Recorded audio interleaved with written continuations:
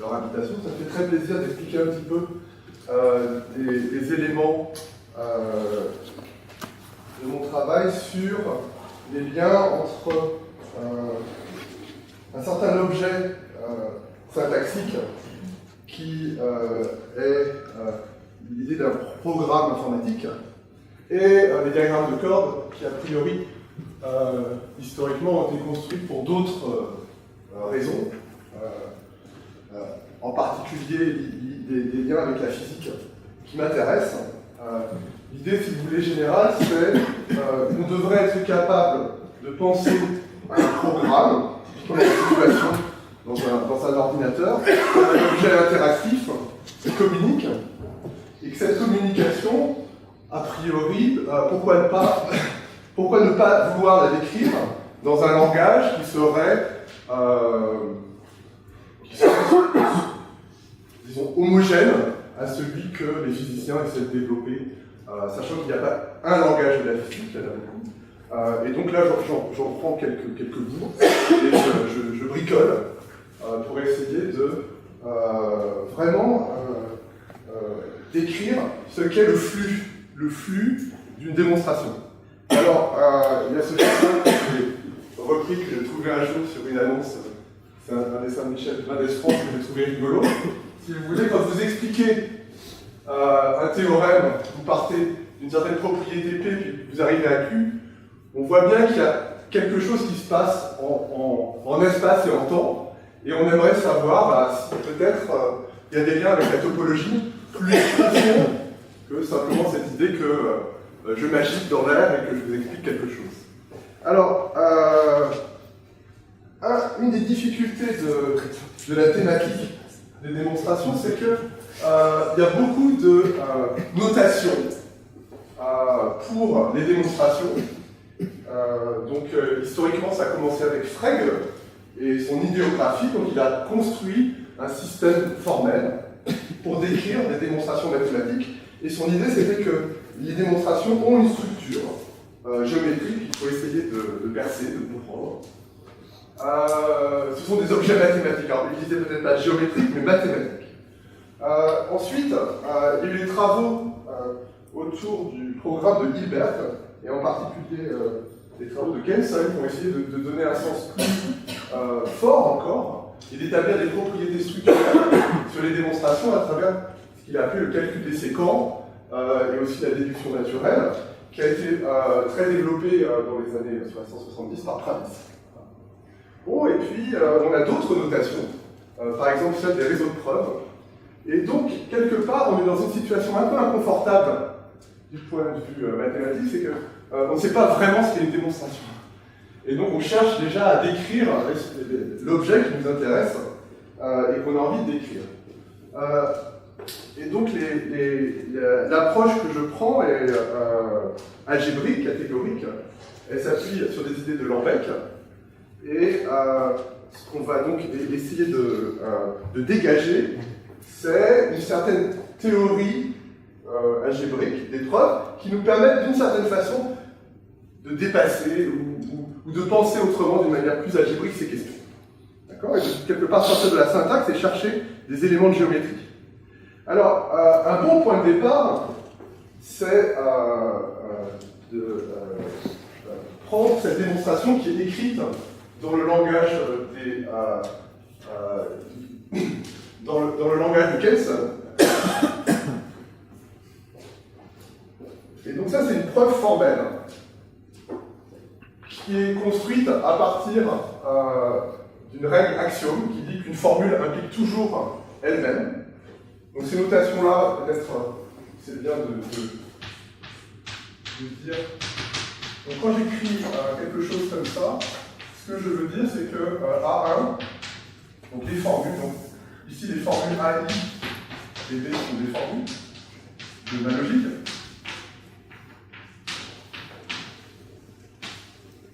Et quand j'écris cela, ce que je veux dire, c'est que A1 et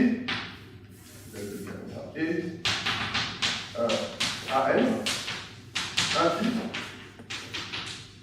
Bon, je pense que cette notation, je vais mettre démonstrer. Non, cette formule-ci implique cette formule-là.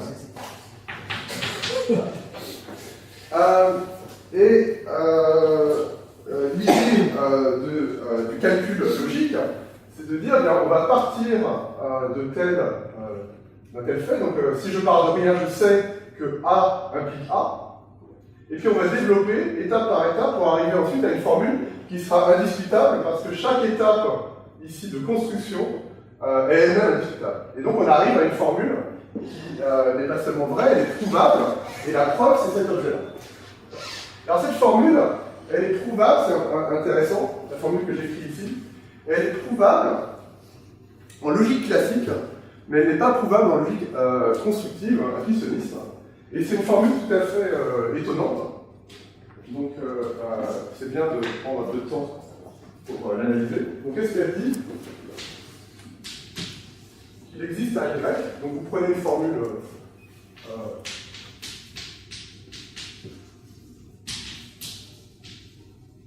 Donc, une formule A, il existe un Y, tel que A de Y implique pour tout X.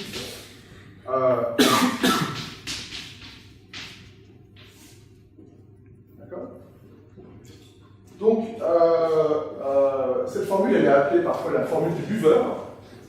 Et elle dit quelque chose d'un petit peu inattendu. Elle dit que si vous rentrez dans un bar et que vous prenez comme formule que A de X dit que X est en train de boire,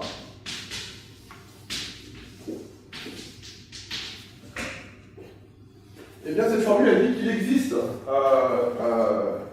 un client qui est très sobre, il est si sobre que si il boit, alors tous les autres dans le bar sont en train de boire. D'accord? Bon, donc c'est tout à fait contradictif, mais c'est prouvé par la logique formelle. Alors, du coup, on peut s'interroger sur la validité de la logique formelle, et si on l'accepte comme telle, on peut réfléchir aux raisons qui font que cette propriété est vraie. Alors, une autre façon de la dire, c'est que lorsque vous regardez la formule pour tout x à 2x, qui dit que tous les clients du bar sont en train de boire, soit elle est vraie, d'accord, et dans ce cas-là, on a que pour tout x à 2x, soit elle est fausse, et dans ce cas-là, il y a un contre-exemple, qui est celui-là. D'accord? Et donc, ce qu'on écrit ici, qui a l'air peut-être contre-intuitif quand on la raconte comme une histoire de bar, en fait, on vit en permanence avec, lorsqu'on raisonne de manière classique. Une propriété est vraie ou elle a un contre-exemple. Une propriété universelle est vraie ou elle a un contre-exemple. Mais c'est comme ça que j'ai appris la logique, disons, lorsque j'étais étudiant. Et ce qui est intéressant, c'est de regarder de plus près la démonstration qui, vous voulez, valide cette formule. Et essayer de comprendre ce qu'elle nous dit. Alors, on peut la regarder, l'étudier, certes, mais une façon très intuitive de la comprendre, c'est de penser en termes de sémantique théorie des jeux. Donc l'idée, c'est que cette démonstration, elle implémente une stratégie gagnante pour celui qui veut établir la propriété. Donc imaginez que je veux prouver que cette propriété est vraie, et que je veux vous le prouver, de manière interactive. Alors, qu'est-ce qui se passe? On rentre ensemble dans le bar, et puis, moi, je dis, c'est facile, moi je connais bien Frédéric, d'accord, il n'y a pas de risque, d'accord, je choisis comme mon témoin, et puisque il ne boit pas, eh bien, la formule est vérifiée. Hein, parce que là, la formule d'ici, A de Y, boit, alors tout le monde. Mais alors là, vous n'êtes pas d'accord, parce que vous me dites, mais non, regarde, Frédéric, je le vois, il est en train de boire. Ah, d'accord. Mais à côté, non. D'accord. Et donc, la propriété que pour tout x à 2x, d'accord, le témoin que tu m'as donné, D'accord? On n'applique pas pour tout x à 2x, puisque men n'est pas en train de voir. D'accord?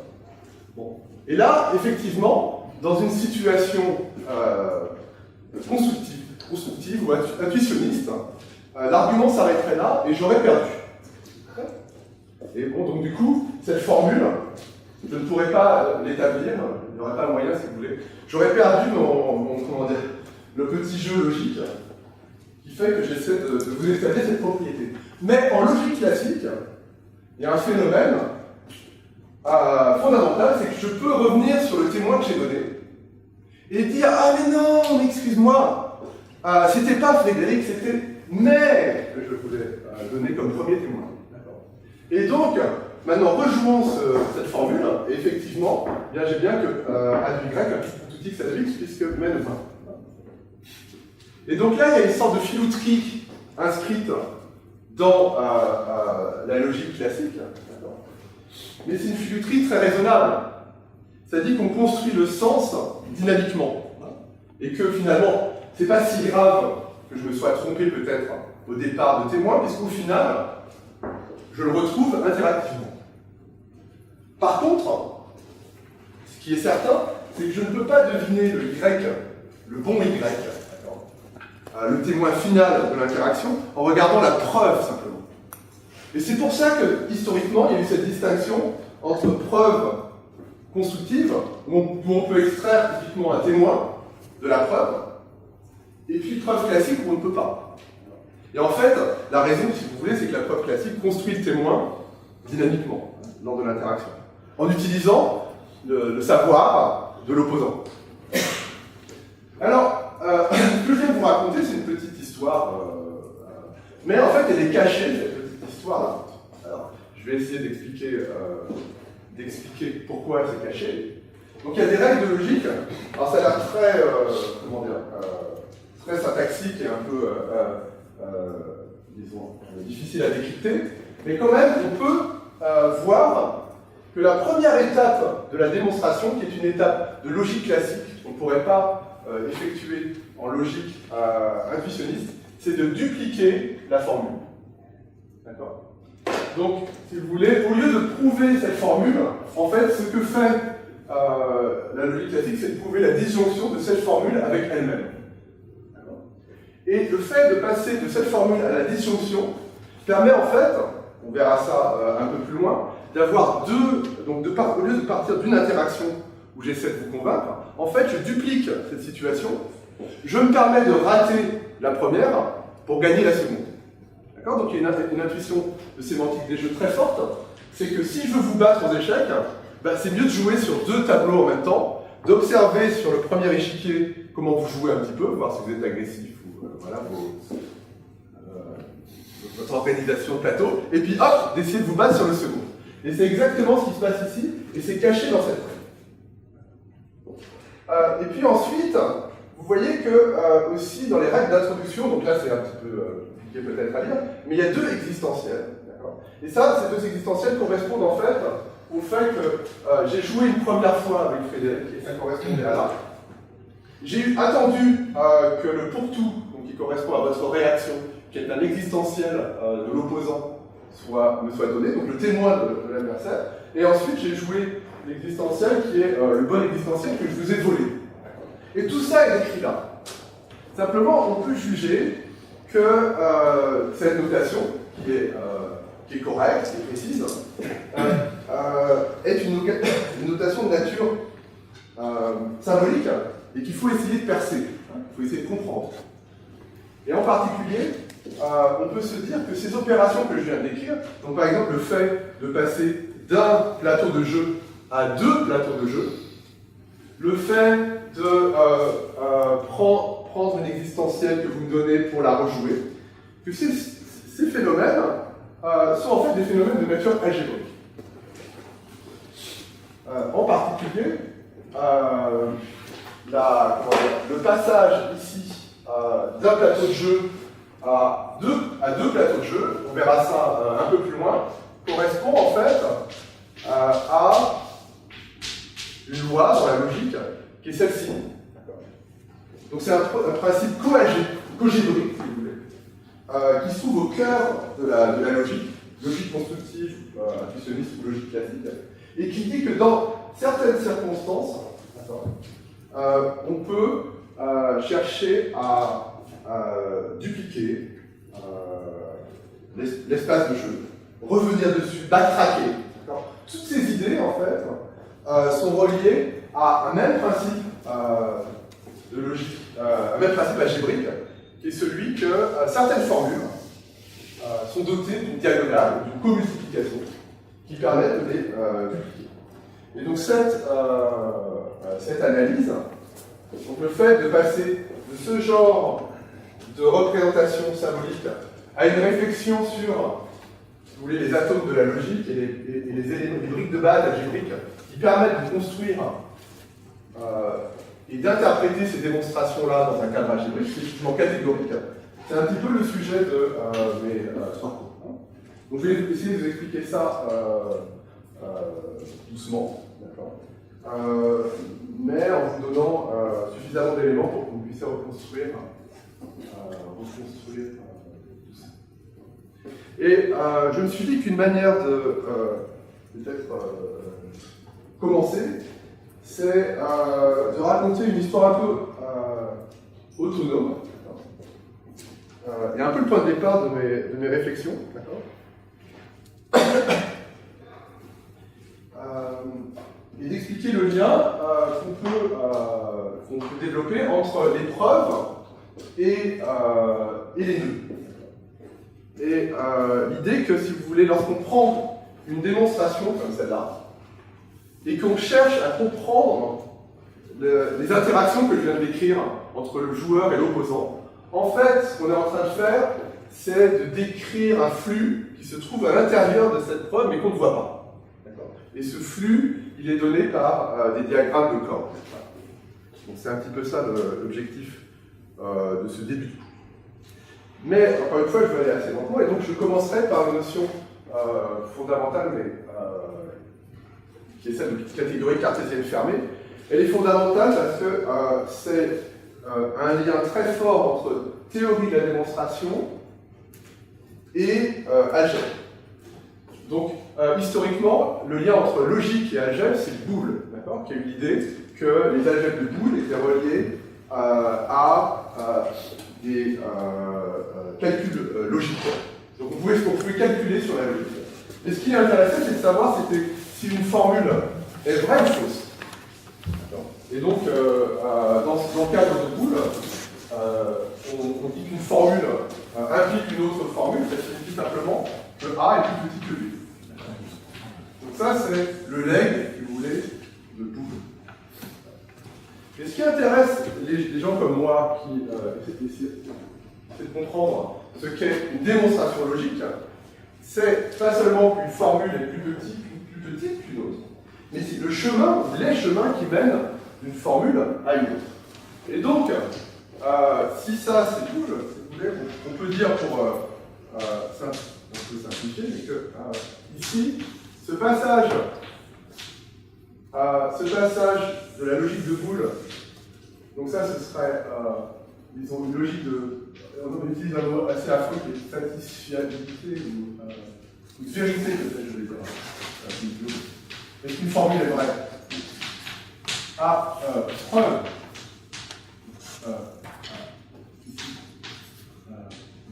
Ici, une théorie de la démonstration. Ici, on dit parfois ici, c'est prouvabilité.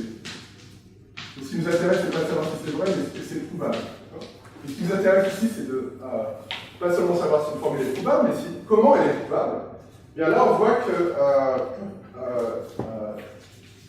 ce passage de la question de la vérité à la question de la démonstration, c'est le même passage que celui de la théorie de l'ordre à celui des catégories. Donc c'est un exemple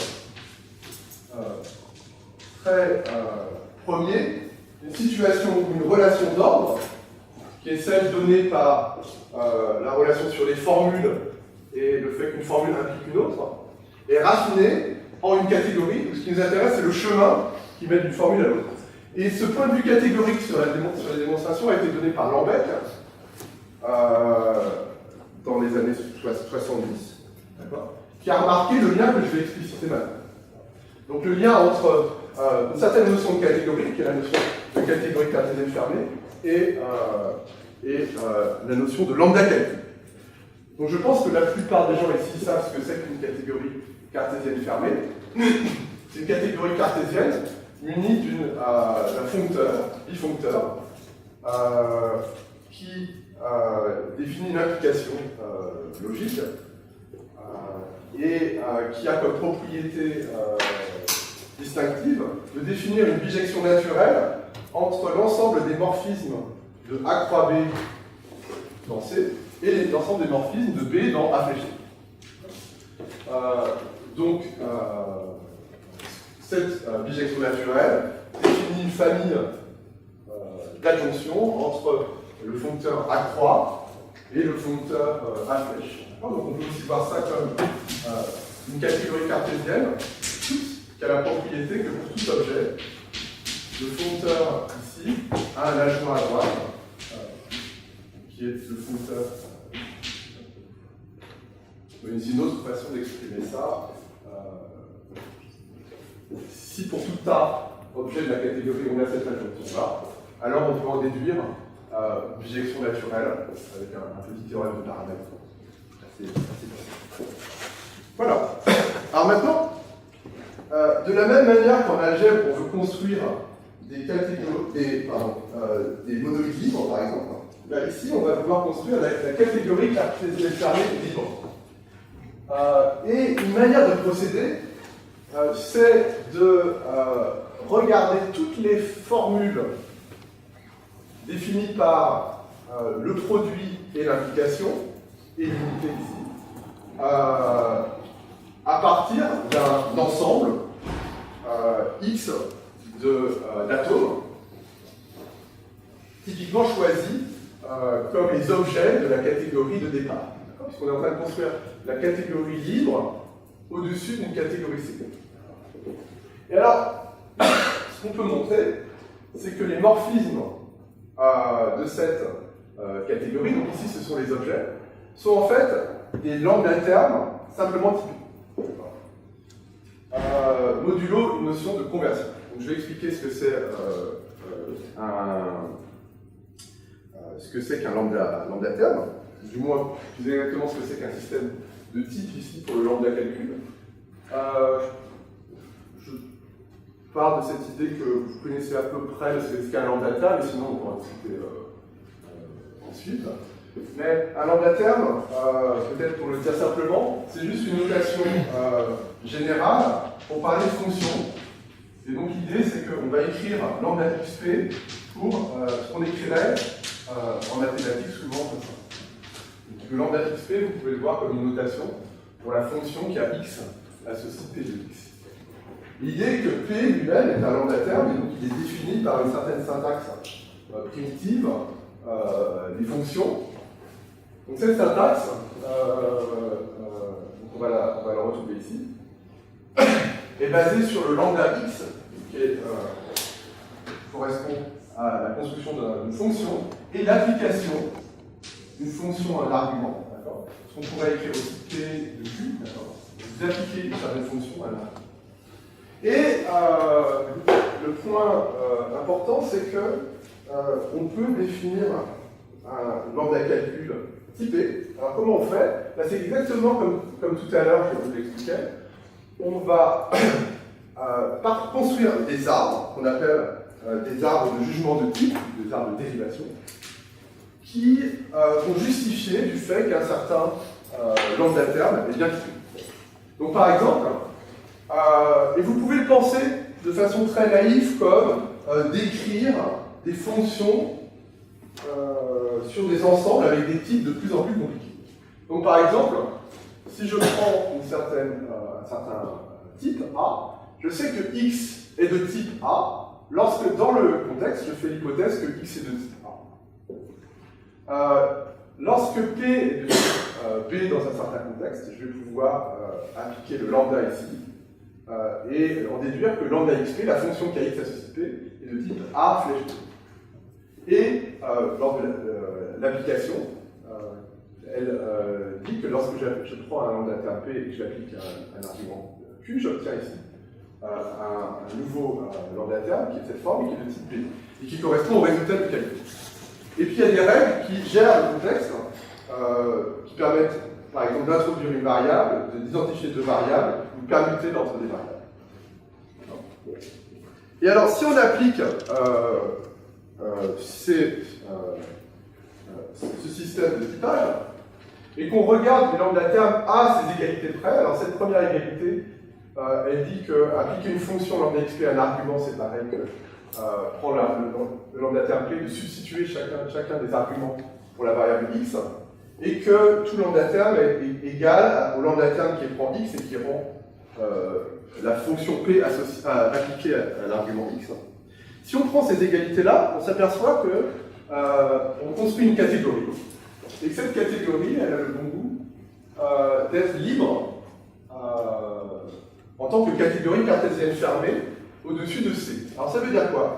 Ça veut dire que si vous prenez tous les objets de C, vous pouvez le voir comme des atomes dans la catégorie cartésienne fermée libre. Rappelez-vous ici, les objets sont les formules. Donc en particulier, les atomes, donc les objets de C, sont des formules ici. Et donc il y a un foncteur ici qui transporte C dans cette catégorie. Ce foncteur a cette propriété de relèvement remarquable, que si je prends un foncteur de C dans D qui est générique et que D est une catégorie cartésienne fermée, alors je peux relever ce foncteur et associer à toute formule de cette catégorie. Un objet ici, c'est une formule. Donc à toute formule, je vais associer la formule calculée dans D, et à tout lambda terme, ici, je vais associer le morphisme de D, calculé, en fait, par ce système de typage.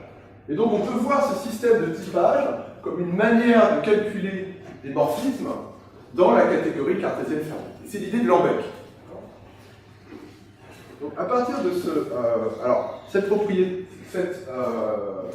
ce relèvement est unique à iso unique près. Donc il y a une bonne propriété de catégorique de relèvement. Et ce qu'il y a de frappant, c'est que cette représentation, du moins cette construction là, elle est essentiellement syntaxique. Donc vous voyez comment j'ai construit les preuves. C'est un petit peu comme ce que je faisais au tout départ avec la formule du buveur. C'est une série d'opérations syntaxiques. Et donc, on peut se demander comment on pourrait en extraire une certaine structure, disons peut-être plus géométrique ou topologique.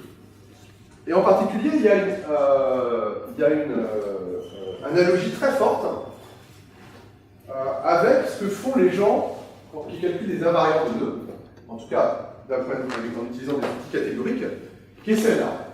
Donc, je viens venir là-dessus, sur cette construction maintenant, qui veut dire, bon, je prends une catégorie C, générique, que j'envoie dans une catégorie ruban. J'expliquerai ce que c'est qu'une catégorie ruban ou enrubanné. J'ai moyen de construire la catégorie ruban libre, tel que, et un foncteur de C dans cette catégorie libre, tel que tout foncteur vers une catégorie ruban se relève en un foncteur entre catégories enrubannées. Et l'idée est la même que dans le cas des catégories cartésiennes fermées, c'est qu'en fait, les rubans définissent, alors du moins la construction de cette catégorie libre permet de définir un certain calcul de morphisme à l'intérieur de la catégorie ruban générique.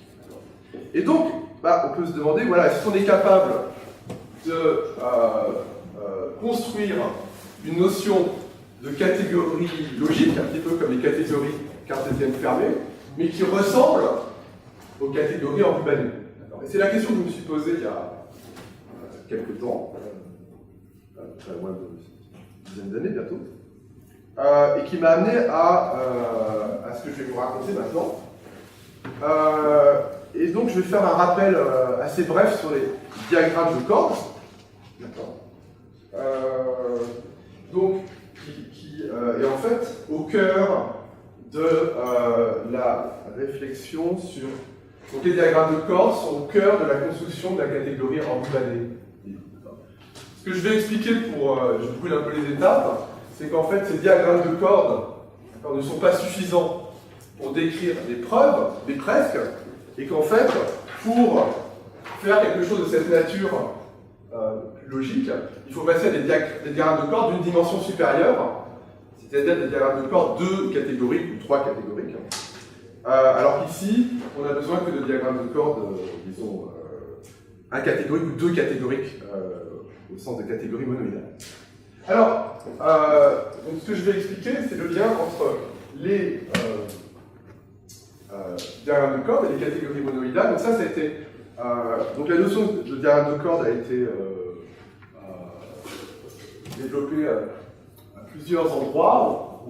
On l'attribue souvent à Penrose, qui utilisait ça pour des calculs tensoriels. Mais ici, je me concentre sur une jolie analyse qui a été donnée par André Joyal et Ross Street, qui explique bien le lien entre les deux. Mais encore une fois, ce que je vais raconter est au cœur de tous les travaux sur les liens entre les catégories monoïdales et les invariants de nœuds et ce que j'expliquerai un petit peu plus tard, des représentations de groupes quantiques. Donc l'idée est assez simple d'une certaine façon. On va partir d'une catégorie monoïdale, qui est une catégorie munie d'un produit tensoriel et d'une unité, et de trois transformations naturelles qui sont en fait des isomorphismes, d'accord, l'associativité et l'unité. L'idée des diagrammes de cordes, c'est qu'on va se permettre de représenter les morphismes typiquement A tenseur B, tenseur C dans des tenseurs E comme des réseaux, un petit nœud ici, qui part de 3 entrées étiquetées A, B, C et qui rend 2 sorties étiquetées D, E. Donc c'est l'idée fondamentale, c'est qu'en fait une catégorie monoïdale c'est défini d'une certaine manière pour pouvoir avoir cette représentation des morphismes. Alors, typiquement, la composition de morphisme est décrite de manière verticale. Donc on compose de cette façon-là. Donc ça, c'est la composition catégorique. Et le produit tensoriel, lui, est décrit comme la composition parallèle. On mettra en parallèle F et G. Et donc là, vous voyez qu'en composant horizontalement et verticalement, on se donne les moyens de dessiner en fait des nœuds, on utilisera ça un peu plus tard, qu'on aurait projeté sur une photocopieuse. D'accord ? Vous prenez votre nœud comme ça et puis vous le posez à plat et vous pouvez vous dire que si vous voulez le représenter, ce nœud, il va falloir avoir une sorte d'algèbre 2-dimensionnelle. Vous allez pouvoir placer des nœuds comme ça et placer des nœuds comme ça. Et alors comme ça, ce sera donné par la composition de la catégorie, et comme ça, ce sera donné par produit tensoriel. Et alors, donc l'exemple c'est F tenseur identité, ou alors F tenseur identité composé avec identité tenseur G. Ici, je pars par là, donc c'est ici. Identité tenseur G composée avec F tenseur identité. Et le point important, c'est que, en fait, dans une catégorie monoïdale, j'aurais pu aussi construire ce morphisme, et qu'en fait, les lois d'une catégorie monoïdale m'assurent qu'ils sont égaux. Donc, autrement dit, ces deux morphismes-là, la représentation symbolique est assez différente, alors que l'œil, même guide. Tu n'as pas inversé les tenseurs et les compositions pour les symboles? Non, pourquoi? T'as pas dit que les compositions, tu les mettais verticalement et les tenseurs horizontalement? Oui. Alors attends, on va refaire peut-être. Donc ça c'est F tenseur identité, d'accord? Ouais. Et alors maintenant je le compose avec. Je suis en train de le composer comme ça. Oui, alors peut-être j'aurais voulu que je mette une barre pour dire que je composais. Si tu veux ce que je suis en train de faire. Ah ok, ça marche. Oui, ça va. J'ai compris comment tu voulais. En fait, ce que je voulais faire, c'est faire parce que je représente les choses comme ça. Ici j'ai G, ici j'ai F. Et donc je suis en train de composer identité de tenseur G avec F tenseur identité. J'aurais pu être peut-être plus explicite dans mon dessin. D'accord, tu vois, là, en fait, cette partie-là correspond à ça. Donc ça, c'est la première. Et l'autre, et ce que je dis, c'est que ça, c'est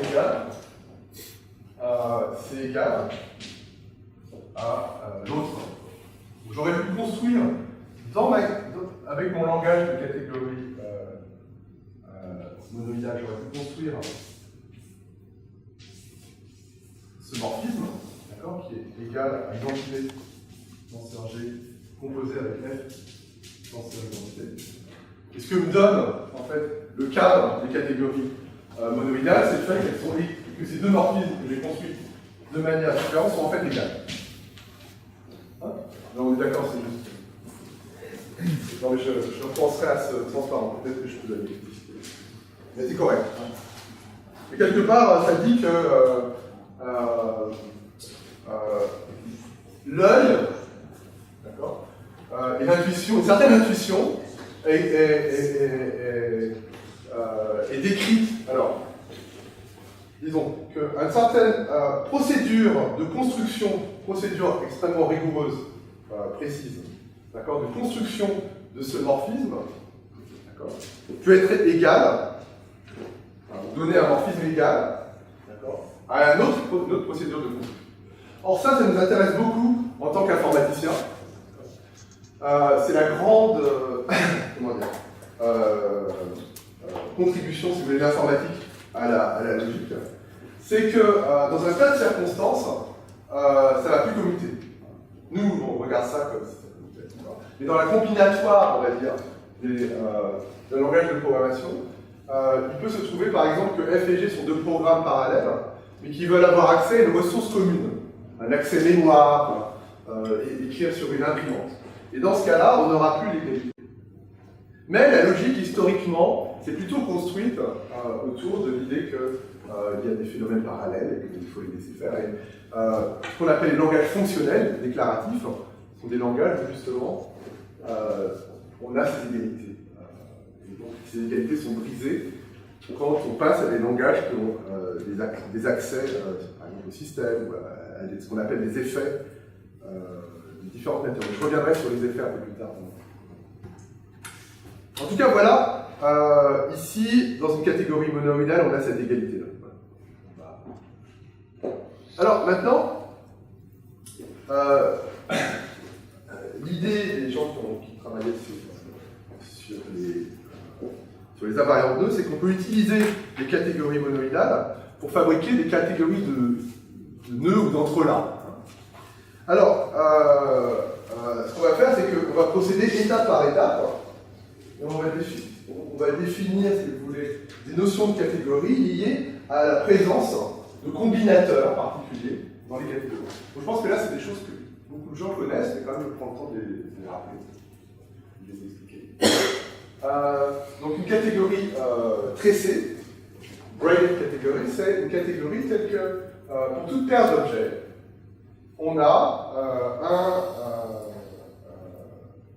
combinateur que je représente comme ça, mais qui, d'un point de vue symbolique, s'écrit comme ça. C'est un morphisme qui va de A tenseur B dans B tenseur A. Donc je devrais le décrire, si vous voulez, comme un combinateur avec deux entrées A et B et deux sorties B et A, mais je trouve utile de le représenter d'un point de vue topologique. On verra pourquoi tout à l'heure. Alors, est-ce que vous êtes familier avec ces notions? Je vais aller doucement. Et alors, par exemple, si je prends cette notation-là pour le gamma, il est assez naturel de prendre pour son inverse cette notation. Pourquoi? Parce que vous vous dites, bon, si j'ai appliqué un certain tressage, comme ça, d'accord, et que je le compose avec le tressage comme celui-là, eh bien j'arrive à l'identité. Et donc l'idée, si vous voulez, c'est d'avoir des représentations topologiques, d'accord, mais pré-topologiques, on va dire, des intuitions topologiques, qui vont guider en fait l'œil et qui vont permettre de calculer de façon, disons, d'établir un début de correspondance entre l'œil, on va dire, je ne parle pas de topologie encore, et les calculs qu'on fait sur ces morphismes.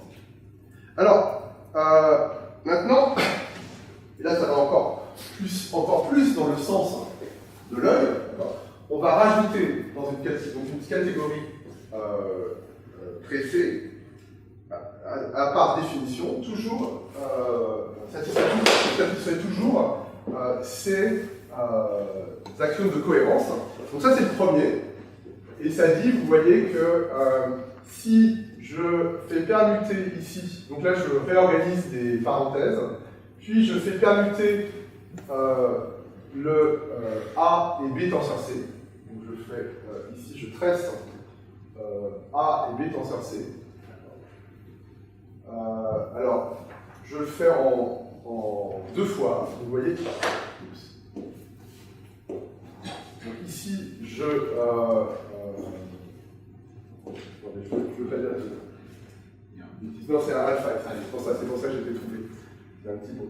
Donc ici, vous voyez, j'ai fait passer, donc si vous voyez le résultat, j'ai fait passer le A à droite, d'accord? Au départ, il était à gauche, je l'ai fait passer à droite. Soit je le fais passer en une étape, en faisant permuter avec B tenseur C. D'accord? Et pour ça, il faut que je réorganise les flèches, les parenthèses ici, puis que je réorganise les parenthèses là. Ou alors, je le fais passer en deux étapes. La première fois, je le fais permuter avec B, puis maintenant, je le fais permuter avec C, et j'arrive. Et on demande que ces deux flèches, ces deux morphismes, sont égaux, ce qui correspond, en termes de diagramme de cordes, à dire que faire permuter A avec B tenseur C, ou que je représente comme ça, c'est pareil que de faire permuter A d'abord, puis avec B, puis avec C. Donc là, ici, il y a deux combinateurs, ici, il n'y en a qu'un.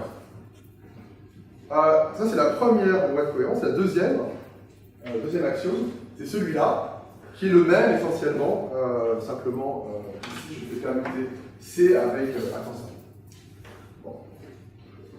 Alors, donc ça, c'est une première étape. Je viens de définir ce que c'est qu'une catégorie tracée. Maintenant, je peux parler de catégorie équilibrée. Donc, une catégorie équilibrée, on lui rajoute un twist sur les objets. Et donc, qui est défini comme une famille d'isomorphismes, décrit de cette façon dans les diagrammes. Et deux axiomes qui vont être importants. Donc le premier qui dit que opérer ce twist sur l'unité, c'est ne rien faire. Et l'autre qui dit que si j'opère un twist sur A tenseur B, donc vous voyez, je prends A tenseur B et je le fais permuter comme ça. D'accord. Ça revient en fait à opérer un twist sur chacun des brins A et B. Et aussi deux permutations. Donc ça décompose cette opération de twist sur le tenseur en une première opération, deux twists indépendants sur chacun des brins, puis ensuite une opération de permutation. Alors, donc là on arrive à la catégorie équilibrée, maintenant j'arrive à la notion de catégorie ruban. Alors pour définir ce que c'est que un ruban, pour dessiner un ruban ou un nœud sur le plan, j'ai besoin aussi de ces dualités. Alors comment est-ce qu'elles sont définies? Donc on dit qu'une paire duale, c'est une paire de morphismes qui vont de l'unité dans A tenseur B et de B tenseur A dans l'unité, et qui sont dessinés comme ça. Donc là, vous voyez, je représente ici de nouveau un combinateur qui part de l'unité et qui arrive à A tenseur B. Donc il y a une convention qui est c'est de dire que lorsque j'ai un morphisme qui va de I dans A, je le représente comme ça. C'est-à-dire qu'ici, quelque part, le I correspond à une entrée invisible. Et donc c'est ce que je fais ici. J'ai un I invisible et puis j'ai A tenseur. Et de même, B tenseur A s'envoie dans le. Alors, ce qu'on demande à cette dualité, c'est de satisfaire des égalités qu'on appelle parfois triangulaires, mais qu'on peut voir ici comme des égalités zigzag, qui disent que si j'introduis ici un U ou une unité, et ensuite je fais disparaître ce brin-là avec une co-unité, eh bien c'est comme si j'avais fait un zigzag topologique et j'arrive à l'identité. Alors, cette égalité, du point de vue de l'œil, elle est très naturelle. Notre cerveau fait le calcul immédiatement, si vous voulez. Mais du point de vue algébrique, elle est loin d'être immédiate. Quelque part, on fait une opération, ça se déroule comme ça, par exemple à gauche. On va devoir faire ascenseur B, ascenseur A. Donc ça, c'est l'état ascenseur A, suivi de A, qui va retrouver le A. Et donc, évidemment, ici, on est guidé par une certaine intuition. Là, c'est moins net que ça est égal, effectivement.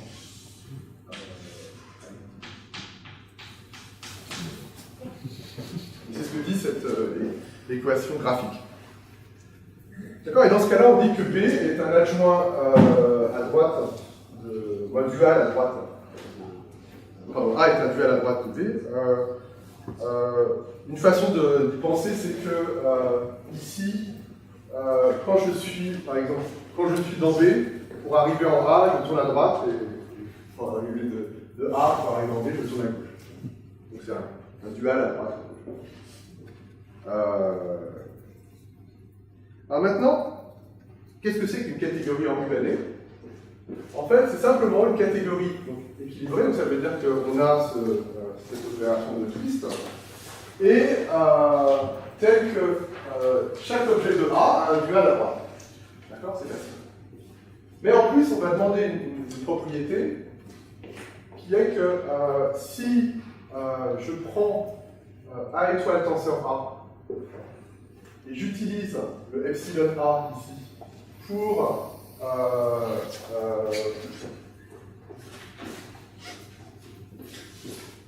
intuitivement. Donc dans les modèles linéaires, disons d'algèbre linéaire, on va voir un peu plus loin. Typiquement, le A étoile est défini comme un espace de forme, tandis que A est un espace vectoriel. Et donc là, le epsilon A va être simplement défini par l'application d'une forme à un vecteur, et tandis que I ici est du corps global.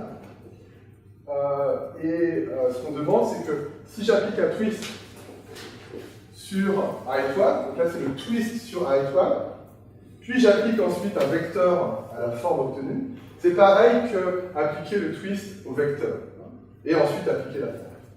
Donc quelque part, ça définit l'opération de twist, on pourrait dire, sur le A étoile, mais ici c'est représenté de façon plus naturelle comme un diagramme de cohérence.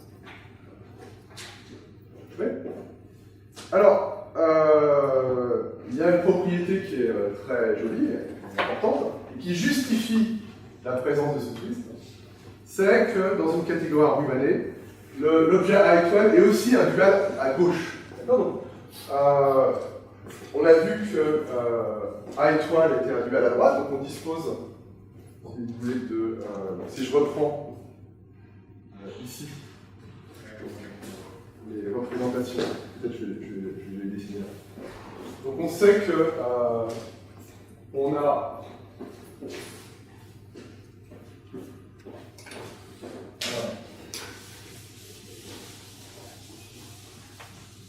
on dispose d'une dualité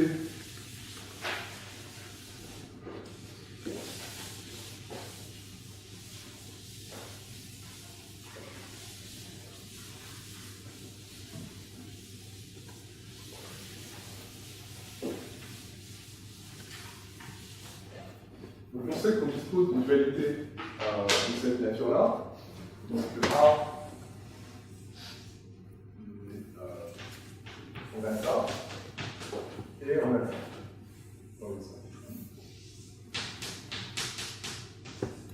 ça c'est état A et epsilon A.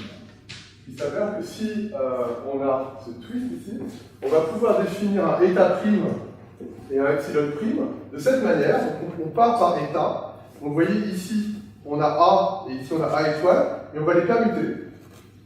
D'accord? Donc c'est très naïf.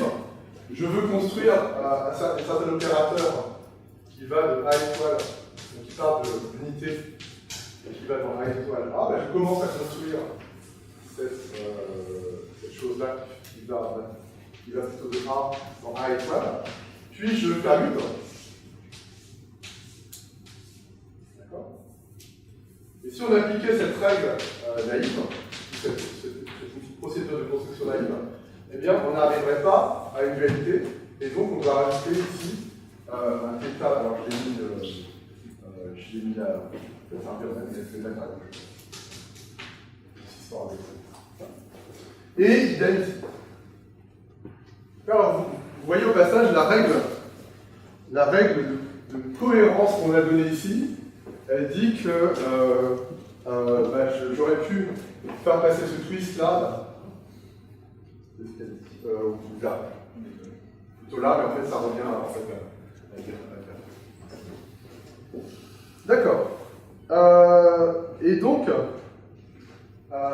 dans une catégorie enrubanée, en fait, ce twist-là peut être défini comme ça. Si on se donne les dualités entre A et A étoile, à gauche et à droite. Et donc, on peut aussi décrire une catégorie enrubanée comme une catégorie où chaque objet a un dual à droite et à gauche qui est le même, avec certaines propriétés, et de là, de certaines propriétés de cohérence qui permettent d'assurer les propriétés de cohérence du twist.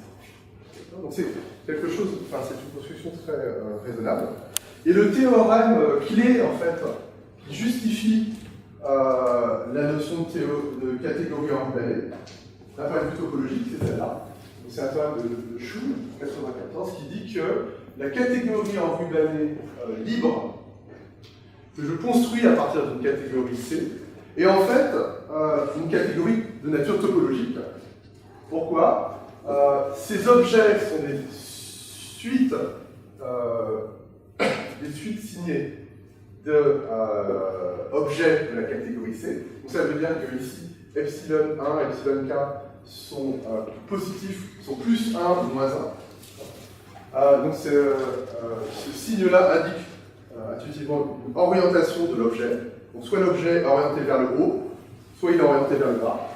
Et les morphismes sont des entrelacs dont les liens sont étiquetés par les morphismes de ci. Alors, je vais vous donner un exemple, ce sera plus facile à comprendre. Donc un morphisme typique de la catégorie libre, qu'est-ce que c'est? C'est vraiment un entrelac topologique. Donc ce que je veux dire par là, c'est que là, j'en donne une représentation. Mais n'importe quelle représentation de cet entrelac à des formations près conviendrait. Donc cet entrelac, chacun de ces liens ici est orienté. Et donc, lorsque je veux construire un morphisme de A+, dans B+, C-, D+, ce que je dois faire, c'est trouver une manière de relier ce point-là d'origine à ces trois points, par des liens, et en respectant les orientations. Vous voyez ici, par exemple, qu'on a plus, et bien ici, la flèche part dans cette direction. Pareil, ici, on a moins, donc la flèche part dans cette direction. Et là, on a plus, donc la flèche est dans cette direction. Donc on va pouvoir composer de façon topologique et naïve les liens. Considérer ces entrelacs à des formations près, et on obtient une catégorie. Il est facile de montrer que cette catégorie est monoïdale.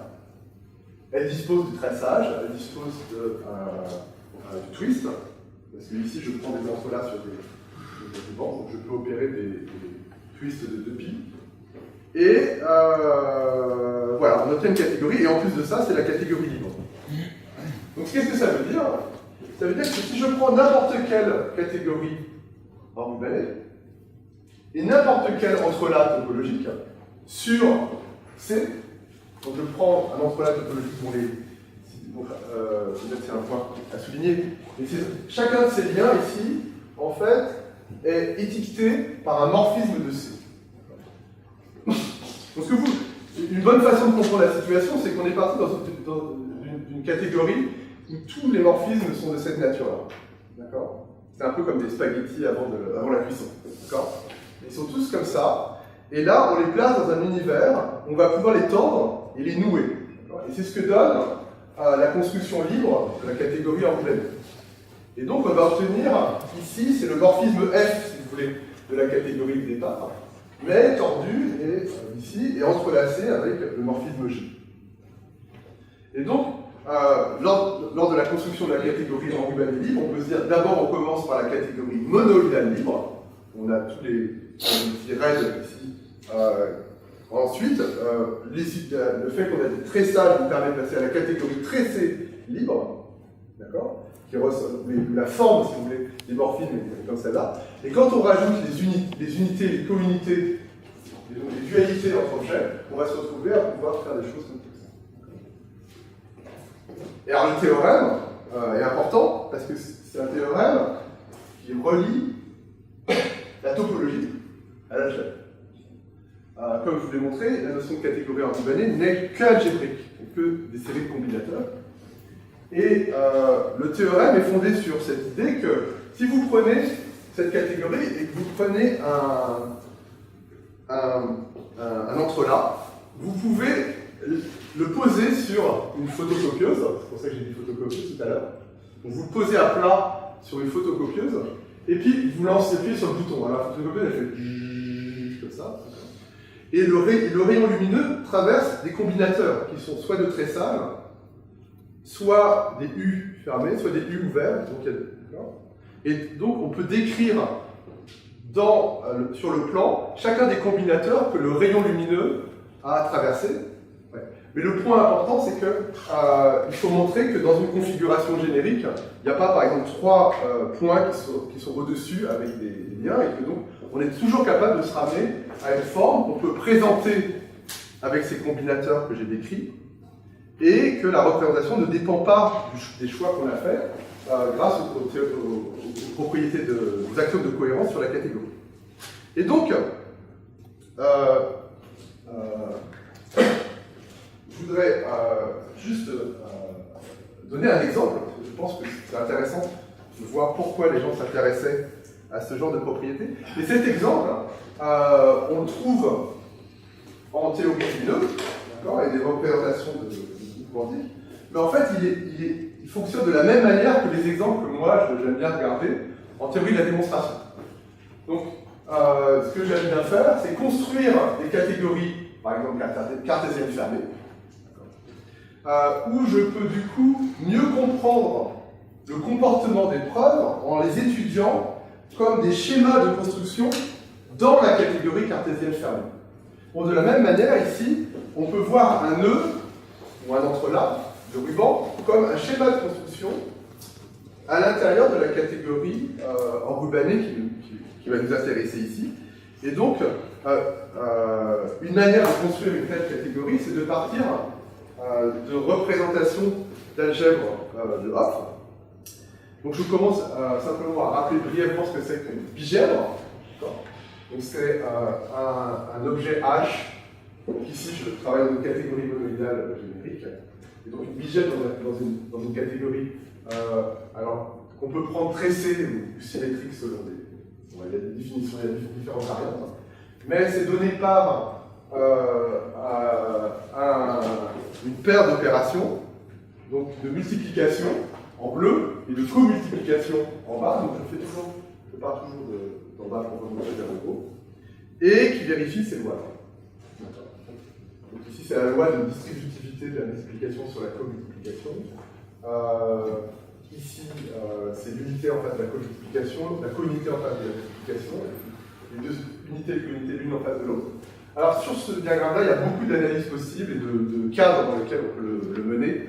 Il y a des travaux passionnants là-dessus, mais je veux rester simple, et donc je prends juste une situation relativement habituelle, plus simple, élémentaire.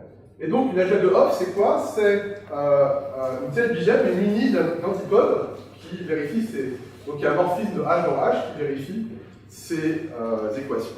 D'accord? Et il faut penser à cet antipode comme une opération d'inverse. Donc typiquement, si vous prenez un groupe et que vous définissez, donc, on peut même regarder ici, travailler dans la catégorie des ensembles et des fonctions. Donc la comultiplication serait la diagonale. Et donc ce que dit cette loi-là, c'est que x fois x moins 1. Donc si vous définissez S comme vous prenez un certain groupe ici, et je travaille dans la catégorie des ensembles. Et donc, prenez ces opérations-là. Donc ici, la comultiplication que j'ai appelée le delta, elle va équivaut de G dans G fois G. On va transporter un X dans X. Et ici, la multiplication, qui va de G croix G dans G, elle va simplement prendre deux éléments et leur associer leur produit. D'accord. Et donc, l'antipode ici, donc cette équation-là, qu'est-ce qu'elle dit? C'est que si je prends un élément de H, ici, ou du groupe G, que je le duplique, que j'inverse le premier élément, puis que je multiplie, ben, j'obtiens l'unité. Et l'unité, elle est décrite simplement en prenant X, en le jetant à la poubelle, en utilisant la co-unité, et ensuite en introduisant cet élément 2. Donc l'équation x moins 1 égale E, en fait, elle est décrite par ce mécanisme, et en particulier le fait que, ici, dans cette équation, il n'y ait plus de x, c'est le fait qu'on a utilisé la co-unité ici. Et on a utilisé cette unité pour introduire. Alors, donc, je vais dire juste ces quelques mots, je ne vais pas faire tout le temps encore, mais c'est juste ça, c'est que une algèbre de Hopf va induire une catégorie monoïdale fermée. Et la fermeture, donc, elle est donc, sur des modules à gauche.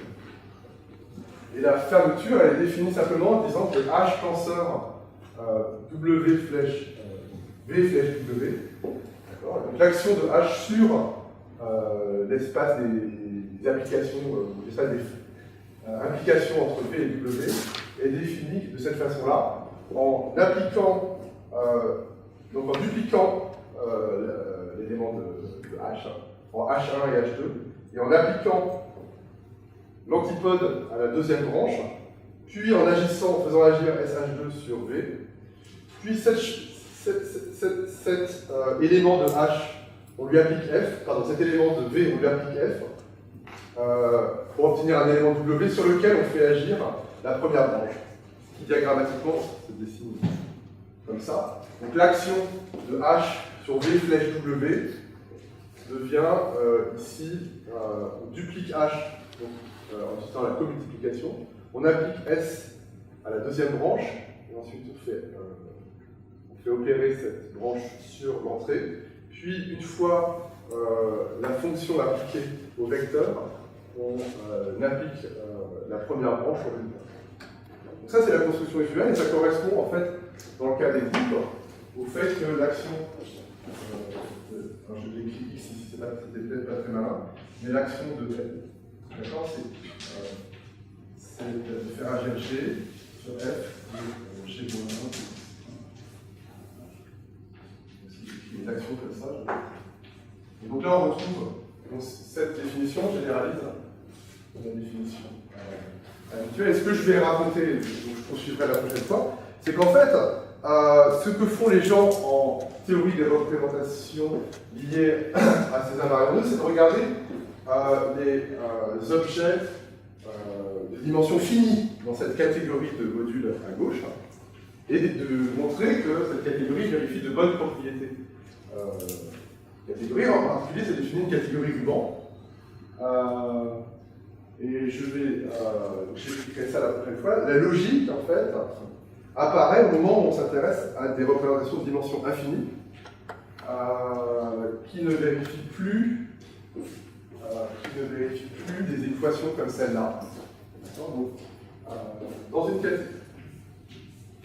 catégorie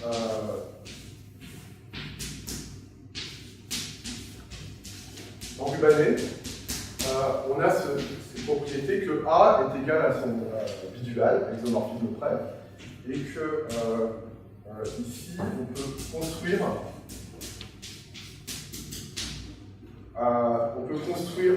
la négation du dual du tenseur, c'est le tenseur des duaux.